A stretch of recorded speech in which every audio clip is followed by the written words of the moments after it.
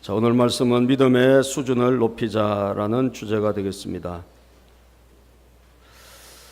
여러분, 예수 믿는 분들은 결국은 참 중요한 게 뭘까요? 저와 여러분들에게 가장 중요한 것은 우리가 얼마를 가졌느냐, 어떤 위치에 있느냐, 이게 중요한 것이 아니라 우리 안에 있는 믿음이, 우리가 믿는 그 믿음이 어떤 것이냐가 중요한 줄로 믿습니다. 믿음의 수준도 천차만별인데, 우리가 소득 수준이 천차만별이듯이 믿음의 수준도 천차만별인데, 여러분, 오늘 본문에 보니까 예수님께서 참 믿음의 부족함, 믿음이 약한 것을 참 안타까이 여기셨어요. 믿음이 약한 것을 참 안타까이 여기시고, 참 어찌해서 너희들이 믿음이 이렇게 작느냐, 주님이 그렇게 말씀하신 것을 보게 되거든요. 30절에 보니까 30절 읽어볼까요? 오늘 있다가 내일 아궁이에 던져지는 들풀도 하나님이 이렇게 입히시거든 하물며 너희일까 보냐. 믿음이 작은 자들아, 믿음이 작은 자들아, 믿음이 참 부족한 사람들아, 이렇게 하시면서 우리 예수님께서 굉장히 안타까이 여기셨다는 거예요. 다시 말하면 믿음을 좀 키웠으면 좋겠다, 믿음의 수준을 좀 높였으면 좋겠다, 이게 주님의 소원인 줄로 믿습니다. 주님의 간절한 열망, 저와 여러분들의 믿음이 좀 성장했으면 좋겠다는 거예요. 동의하시면 아멘 합시다. 우리의 믿음이 좀 커졌으면 좋겠다는 거예요. 왜 이렇게 믿음이 작냐, 왜 이렇게 믿음이 부족하냐, 이게 주님의 말씀이기 때문에 믿음을 좀 키워자는 거예요. 믿음이 왜 키워져야 됩니까? 믿음이 작으면 우리가 굉장히 걱정, 근심이 충만하기 때문에 그렇습니다. 믿음이 작으면요, 우리에게 많은 나쁜 현상들이 일어나는데 그 중에 굉장히 안 좋은 현상은 뭐냐? 염려가 충만하고 걱정이 충만해요. 우리 성도는 뭐가 충만해야 되죠? 은혜가 충만해야 됩니다. 우리는 성령 충만해야 됩니다. 그런데 믿음이 적으면 걱정이 충만하게 돼요. 오늘 우리가 읽은 25절에서 34절까지 보면 염려라는 말이 무려 6번이나 나와요. 염려, 걱정, 근심 같은 말이잖아요. 25절부터 보면 그러므로 내가 너희에게 이르노니 목숨을 위하여 무엇을 먹을까, 무엇을 마실까, 몸을 위하여 무엇을 입을까 염려하지 말라. 이 염려란 말이 나오기 시작하면서 계속 염려란 말이 나옵니다. 27절에도 누가 염려함으로, 28절에도 어찌 염려하느냐, 왜 걱정하느냐, 왜 염려하느냐, 왜 근심하느냐, 예수님께서 계속 말씀하시는 거예요. 이 31절에도 마찬가지고 마지막 절까지도 염려. 그러니까 걱정이 얼마나 충만합니까? 그죠? 무려 6번이나 주님이 말씀할 정도로 염려가 많은 거예요. 왜? 믿음이 적으니까. 그죠? 믿음이 약하니까. 믿음이 약하면 염려가 많고, 믿음이 강하면 염려는 떠나가는 것입니다. 염려라는 것은 여러분, 그 원어의 뜻을 보니까 마음이 나뉘어지다, 그런 뜻이에요. 마음이 분산되다, 분열되다. 염려, 메림나오라는 원어의 뜻인데 분열되다, 나뉘다. 마음이 그냥 조각조각 여러 갈래 찢겨져 있는 거예요. 여러분, 정신이 나누어지는 걸 뭐라 그래요? 정신분열. 좋은 거예요, 나쁜 거예요? 나쁜 거죠. 정신 차려 이 사람아, 그러잖아요. 정신이 여러분 나눠져 있으면 이게 분열이 오면 여러분 골치 아픈 거예요. 그리고 환자가 되는 거잖아요. 우리 마음도 마찬가지로 마음이 막 여기저기 찢겨 있고 상해 있고 조각조각 나 있으면 얼마나 여러분 문제가 많겠습니까? 그게 바로 마음의 병이 오는 거예요. 염려는 여러분 우리를 병으로 가게 만들어요. 무조건 가는 것입니다. 염려, 걱정, 근심은요. 그래서 성경은 뭐라고 말씀하냐면 마음의 즐거움은 얼굴을 빛나게 하여도 마음의 근심은 심령을 상하게 한대요. 잠언 15장 13절에 보니까 근심은 심령을 상하게 하는 거예요. 예? 병이 온다는 이야기죠. 병이 온다는 이야기예요. 그리고 잠언 17장 22절에도 보면 마음의 즐거움은 양약이라도 약 좋은 거 뭐 먹을 필요 없다는 거예요. 마음을 즐거우면 아주 약 10천 먹은 것보다 낫다는 거예요. 할렐루야. 마음이 즐거우면요, 뭐 약 같은 거 필요 없을 정도로 건강해진다는 거예요. 그런데 심령의 근심은 뼈를 마르게 한대요. 여러분, 우리 몸에서 제일 단단한 게 뭐예요? 뼈잖아요, 뼈. 그죠? 우리 몸에서 제일 단단한 게 뼈잖아요. 그런데 우리가 걱정, 근심하고 염려하면 뼈까지 어떻게 된다? 뼈도 말라간다는 거예요. 진짜일까요? 가짜일까요? 진짜입니다. 하나님의 말씀이잖아요. 동의하십니까? 걱정, 근심 충만하면요, 다 망가지는데 뼈까지 말라간다니까요. 뼈까지 왜소하게 된다니까요. 그러므로 여러분, 예수님께서 참 안타까이 여기시는 거, 왜 이렇게 믿음이 작냐? 믿음이 작으면 걱정, 근심으로 맨날 충만하다가 항상 걱정이요. 뭘 먹을까, 무엇을 마실까, 무엇을 입을까, 항상 걱정. 근심, 걱정이 떠나지 않아. 얼굴이 여러분, 예? 지옥에서 출장 나오신 같은 그런 분 같이, 교도소에서 막 나오신 분 같이 얼굴이 시커먼 거예요. 그런데 여러분, 은혜가 충만하면 어떻게 해야 되죠? 얼굴이 환한 절로 믿습니다. 옆에 분 한번 쳐다볼까요? 예. 얼굴이 어떠신가? 예. 걱정이 있는지 없는지 보면 여러분 얼굴 보면 다 알아요. 할렐루야. 걱정이 많으신 분은 벌써 얼굴이 우거지상을 하게 돼 있어요. 거기에는 화장을 아무리 떡칠해도 여러분 안 됩니다. 왜냐하면 바탕이 지금 나쁘기 때문에 아무리 화장을 해도 안 받아요. 예. 그런데 근심 걱정이 없으면 화장도 할 필요도 없어요. 얼굴이 빛이 나는 거예요. 그죠? 빛이 나는 거예요. 예. 특히 여성분들, 예? 화장품 제일 싸구려 써도 아무 상관없어요. 걱정 근심만 없으면. 동의하시면 아멘 합시다. 예. 왜 예수님께서 믿음이 작은 사람들에게 자꾸 책망하시고, 예? 좀 믿음 키웠으면 좋겠다 하시는 이유가 뭐냐? 여러분들을 사랑하시기 때문에 그런 거예요. 근심 걱정하면 뼈를 상하게 하고 심령이 상하고 말이죠. 예? 그리고 걱정 근심한다고 될 일이 있겠습니까? 아무것도 되는 게 없어요. 걱정 근심하면 오늘 본문에 보니까 키를 한 자도 크게 할 수 없다 그랬어요. 27절 읽어볼까요? 27절 마태복음 6장 27절 시작.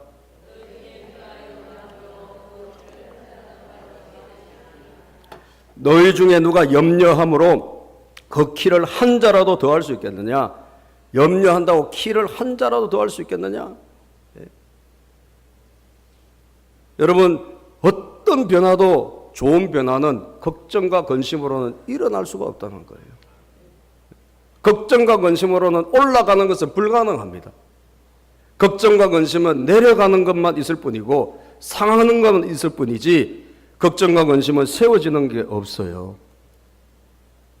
그래서 우리 주님께서는 참 믿음 좀 키웠으면 좋겠다. 아멘. 믿음이 키워져야 걱정이 떠나가거든요. 믿음이 키워져야 염려가 떠나가거든요. 믿음이 키워져야 여러분 불안이 떠나가거든요. 그래서 믿음이 좀 컸으면 좋겠다. 주님이 그렇게 생각하시는 거예요. 예. 오늘도 여러분 참 이 세상이 어떤 세상입니까? 걱정 근심이 많은 세상입니다. 그죠? 걱정 근심이 많아요. 예. 참 오늘 이 시대에 그래서 필요한 게 뭐냐? 믿음이에요. 여러분 예수님을 안 믿고 살아간다는 것은 걱정의 바다 속으로 들어가는 것과 같은 거예요. 내일 일을 알지 못해요. 세상은 급변하게 돌아갑니다. 그렇죠? 어제 있었던 것이 오늘 되면 무용지물입니다. 오늘 잘 나가던 게 내일이면 또 무너집니다. 그렇죠? 계속 바뀝니다. 그 속도가 뭐 말할 수 없이 바뀌어요. 지금은 여러분 어떤 시대입니까? 막 인공지능이 막 지금 막 장착돼 가지고 예?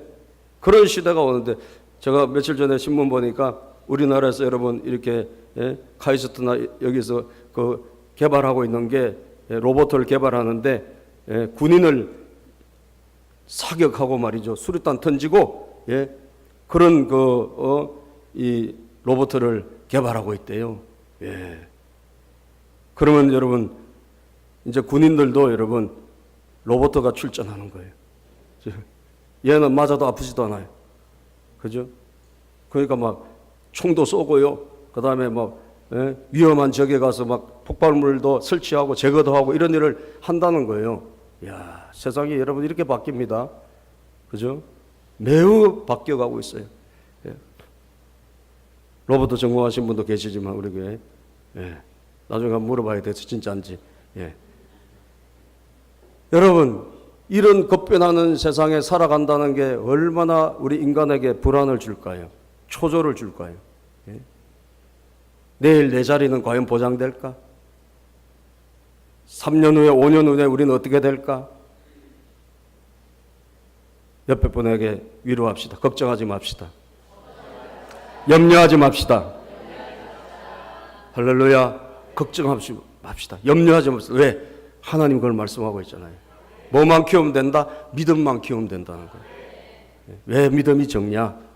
믿음을 키워라. 믿음을 성장시켜라. 그러면 여러분 어떻게 하면 우리가 이런 믿음을 키울 수 있을까요? 믿음을 키우면 이게 걱정, 근심이, 염려가 떠나가고 하나님의 은혜가 충만할 텐데, 첫 번째는요, 저와 여러분들이 하나님의 존귀한 자임을 믿으셔야 됩니다. 따라서 우리는 하나님의 존귀한 자들이다. 아멘입니까? 여러분, 저와 여러분 우연히 태어난 사람이 아니에요. 우리는 그저 이 땅에 어떻게 하다 보니까 여기 살고 있는 그런 존재가 아니라 이 말이죠. 하나님이 오늘 뭐라고 말씀하십니까? 야, 공중의 새를 좀 봐라. 공중의 새가 지금 잘 돌아다니고 있지 않느냐? 아무 걱정 없이. 그런데 너희는 이것들보다 뭐요? 귀하지 아니하냐? 26절에. 귀하지 않느냐? 비교가 불가능하다는 거죠, 이것은. 비교할 수 없는 그런 귀함이 누구에게 있다고요? 저와 여러분들인 줄로 믿습니다. 우리는 굉장히 소중하고 존귀한 자들이라는 거죠. 누가 보실 때? 하나님이 보실 때. 하나님 보실 때 저와 여러분들은 너무너무 소중하고 귀한 분들이라는 거예요.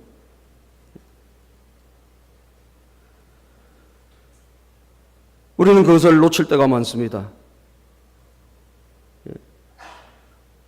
30절에도 보면요, 오늘 있다가 내일 아궁이에 던져지는 들풀도 하나님이 이렇게 입히시거든. 하물며 뭐라고 그러죠? 너희일까 보냐. 하물며 너희일까 보냐. 다시 말하면 저와 여러분들은요, 이 세상에 어떤 누구와도 비교할 수 없는, 너희라는 것은 바로 하나님의 자녀고 하나님의 백성을 말하는 거 아니겠어요?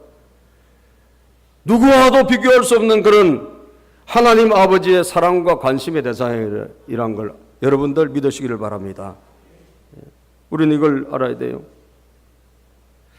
역대 미국 대통령들은 성경책에다가 손을 얹고 선서를 하고 취임식을 합니다. 미국의 대통령들이 취임식 때 선서한 성경이 다 전시가 되어 있다 그래요. 뭐 아이젠하워, 뭐 카터, 부시, 또 초대 대통령 워싱턴부터. 그런데 많은 그 대통령이 자기가 좋아하는 구절을 이렇게 펴놓고 거기 전시가 되어 있는데, 취임식을 하게 되는데, 제일 많이 펴져 있는 성경 구절이 뭐냐?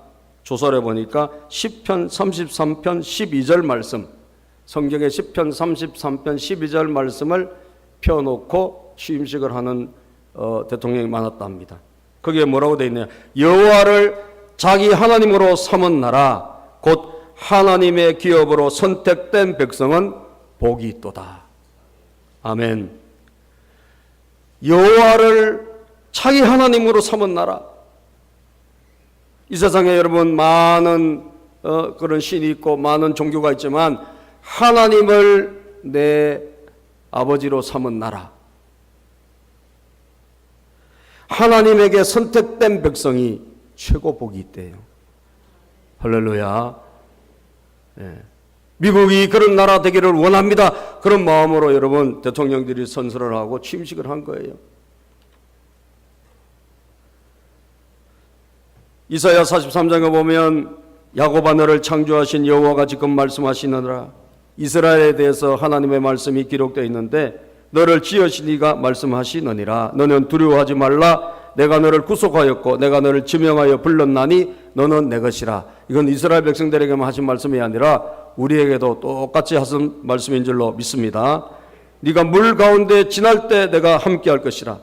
강을 건널 때 물이 침몰하지 못할 것이며 불 가운데 지날지라도 타지 아니할 것이니 불이 너를 태우지도 못할 것이다. 사르지도 못하게 할 것이다. 대저 나는 여호와 내 하나님이요 이스라엘의 거룩한 이요 너희 구원자임이라. 아멘. 내가 너희 구원자다. 너는 나의 백성이다 라고 말씀하시고 4절에 보면 네가 내 눈에 보배롭고 존귀하며 내가 너를 사랑하였은즉 이런 말씀이 있어요. 우리 하나님의 눈에는 가장 보배롭고 존귀한 자가 누구냐? 이스라엘 백성이요 오늘 구원받은 저와 여러분들인 줄로 믿습니다. 내가 너를 사랑한다라고 성경은 계속 말씀하고 있는 거예요.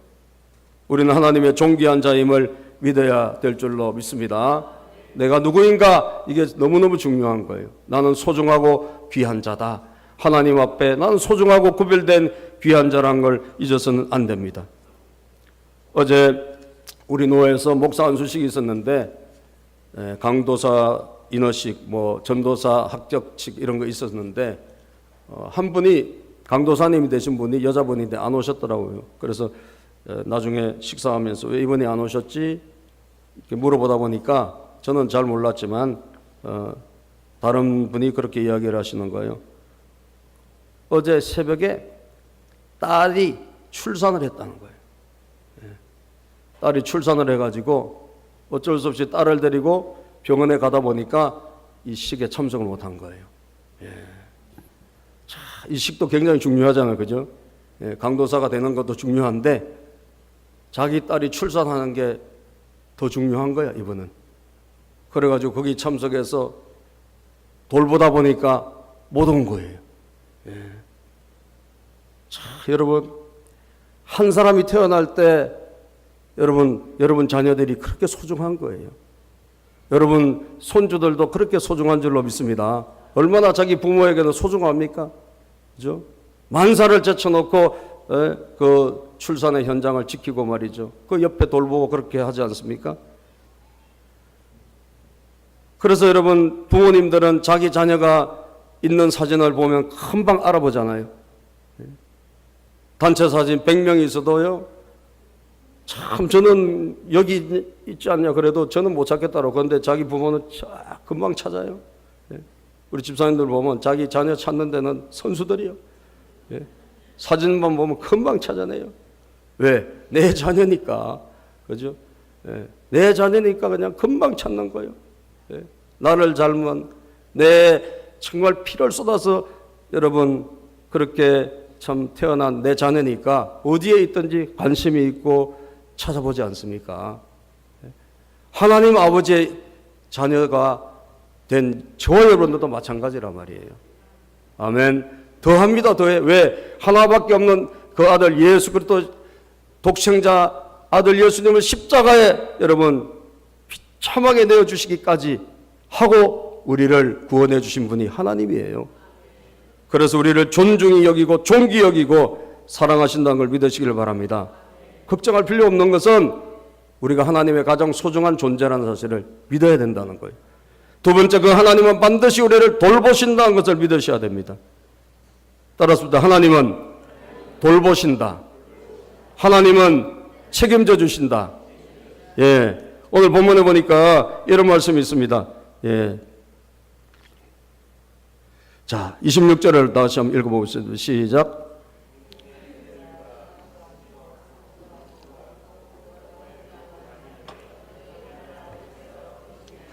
자, 너희 하늘 아버지께서 뭐 하신다? 기르시나니. 기르신대요. 뭐를 기르신다고요? 공중에 나는 새를. 야, 너희 뭘 먹을까, 마실까, 뭘 입을까, 뭐 먹고 살까, 이런 거 걱정하지 말래요. 그러면서 공중에 나는 새를 보랍니다. 이 새가 뭐냐? 하늘 아버지가 길러주시고 계시대요. 새들이 여러분 무슨 창고가 있습니까? 곡식을 저장해 놓고 있습니까? 아니잖아요. 그냥 나가서 그냥 그날 먹을 모이를 먹어서 지금까지 살아가고 있다는 거예요. 이걸 누가 하고 있다고요? 하나님이 기르신다라는 말씀을 하고 있습니다. 예. 또 28절에 보면 28절에 또 너희가 어찌 의복을 위하여 염려하느냐 들의 백합화가 어떻게 자라는가 생각하여 보라. 수고도 아니하고 길쌈도 아니하느니라. 자, 들의 백합화를 한번 봐라는 거죠. 어떻게 생각하는가 한번 생각해 보라는 거예요. 그들이 어떻게 자랐는지 생각해 보라는 거예요. 그들이 무슨 수고를 하는가 길쌈을 하는가, 예? 무슨 노력을 하는가 아무것도 없잖아요. 그냥 백합화가 서 있는 거잖아요. 그런데 이거를 이 아름다운 모습이 어떻게 나오는가 하나님이 하신다고 말씀하고 있습니다. 29절 30절 읽어봅시다. 시작. 그러나 내가 너희에게 말하노니 솔로몬의 모든 영광으로도 입은 것이 이 꽃 하나만 갖지 못하였느니라. 30절 오늘 있다가 내일 아궁이에 던져지는 들풀도 하나님이 이렇게 입히시거든. 자, 하나님이 어떻게 하신다? 입히시거든. 뭐를? 밖에 있는 들풀까지도, 예, 꽃까지도 하나님이 옷을 입히신다 이런 표현을 쓰고 있습니다. 그죠? 솔로몬이 얼마나 여러분 영광스러운 사람이었습니까? 그 성전을 건축하고 모든 화려한 왕궁을 건축했던 이 솔로몬의 그 화려한 영광이 이 꽃 하나만도 못하다는 거죠. 꽃이 얼마나 여러분 예쁩니까? 그죠? 얼마나 아름답습니까? 요즘은 무슨 시절입니까? 꽃이? 뭐죠 요즘? 벚꽃. 예. 지금 벚꽃이 난리 아닙니까? 그죠?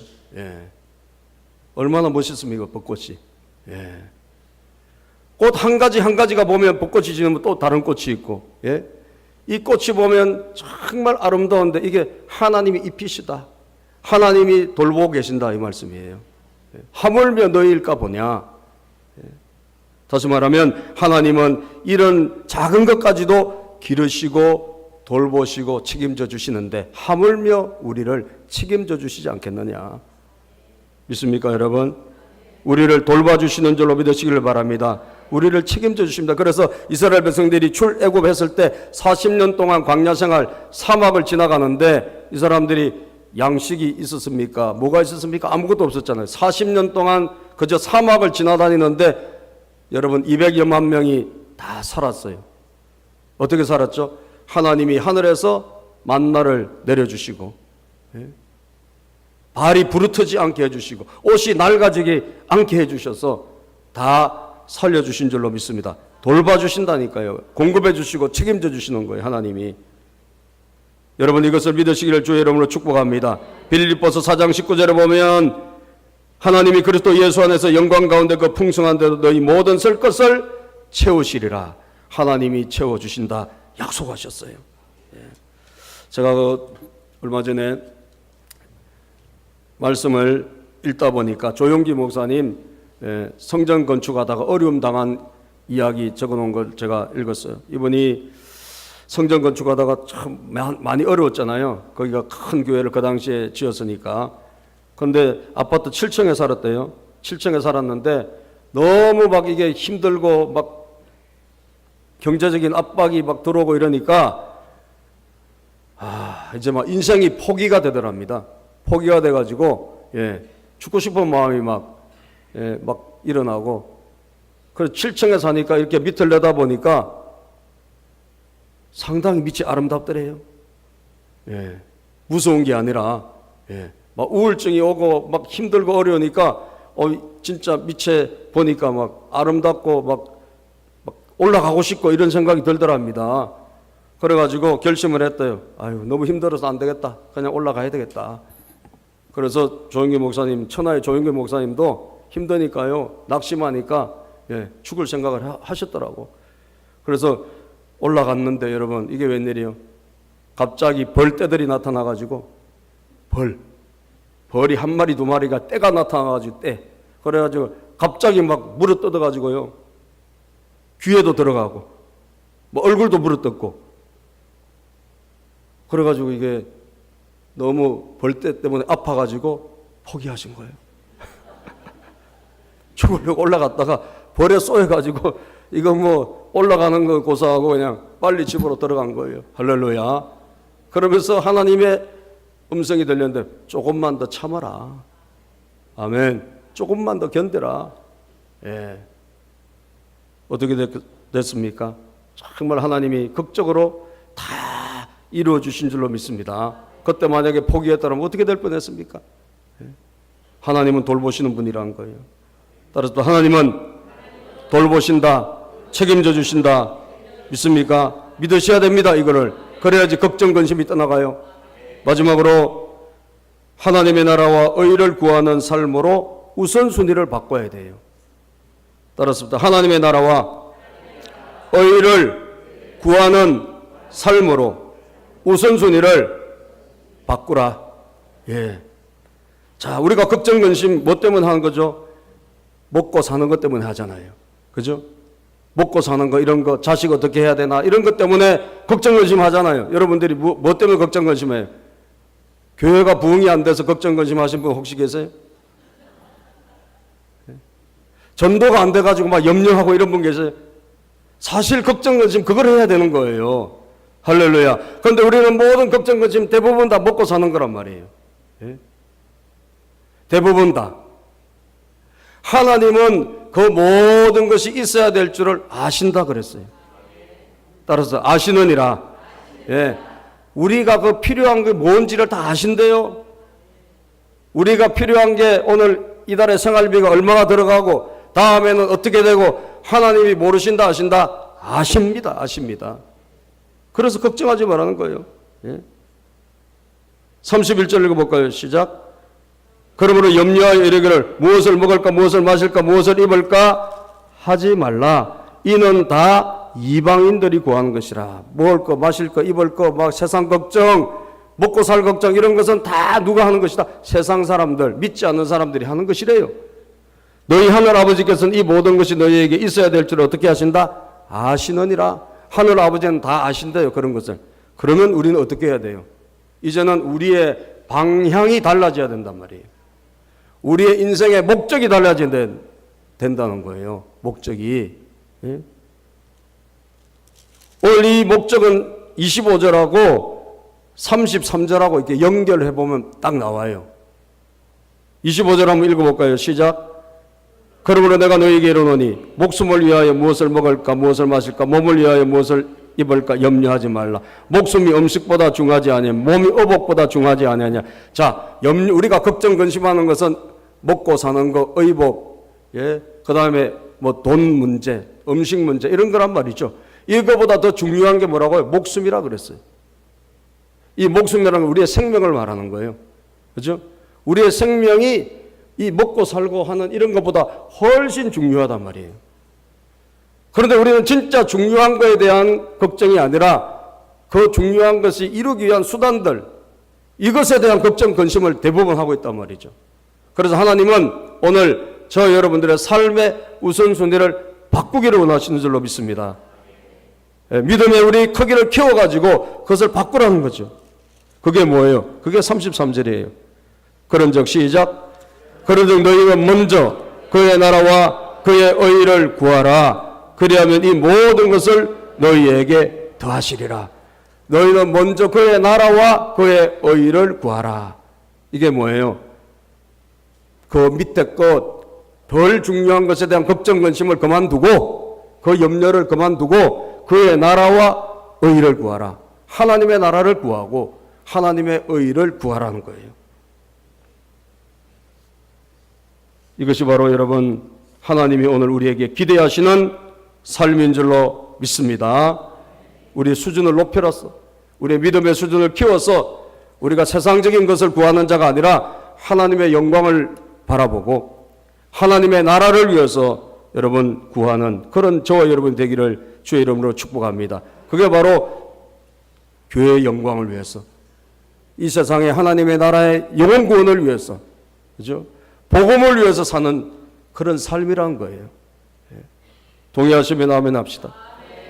그쪽으로 우리가 구절을 바꾸고 방향을 바꿀 때 하나님 우리 아버지께서 우리가 필요한 그런 것들을 다 더하여 주신다고 약속하셨어요. 그리하면 이 모든 것을 너희에게 더하시리라. 대부분 우리가 방향을 그런 이 세상 사람과 똑같이 잡고 가면 우리에게는 여러분 걱정과 근심만 따라올 뿐이에요. 그런데 방향을 바꾸어서 하나님의 나라와 의를 위해서 살아가면 이 모든 것을 어떻게 하신다? 더해 주신대요. 제가 그 바이올린 유명한 세계적인 바이올리스트 박재라는 분을 보니까 혹시 들어보신지 모르겠어요. 세계 3대 악기로 불리는 그 악기를 갖고 있대요. 이분이 굉장히 뛰어난 우리나라의 최고의 바이올린 주자입니다. 1735년산 그 악기를 갖고 있답니다. 그리고 세계적인 그런 콩쿠르나 이런 데서 다 최연소에 여러분 합격하고 또 우승하고 이랬던 그 바이올린 주자인데, 뭐 엄청난 한국보다 외국에서 더 유명한 그런 여인이에요. 지금 이제 32살인가 33살인가 됐어요, 이분이. 그런데 어릴 때부터 지속하게 연습해가지고 하여튼 성공한 거예요. 음악가로 대성공을 한 것입니다. 근데 성공을 했는데 여러분 기뻐야 되지 않습니까?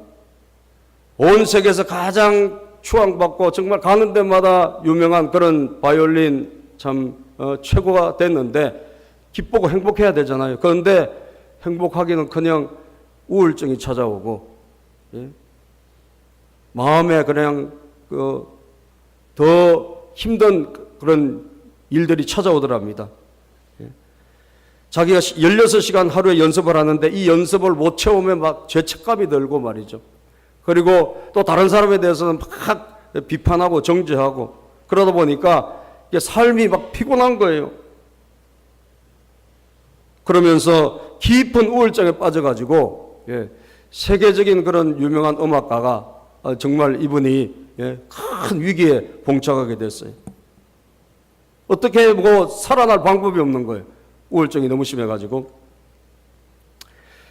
그런데 그 어머니가 예수님을 믿는 사람인데 이 엄마가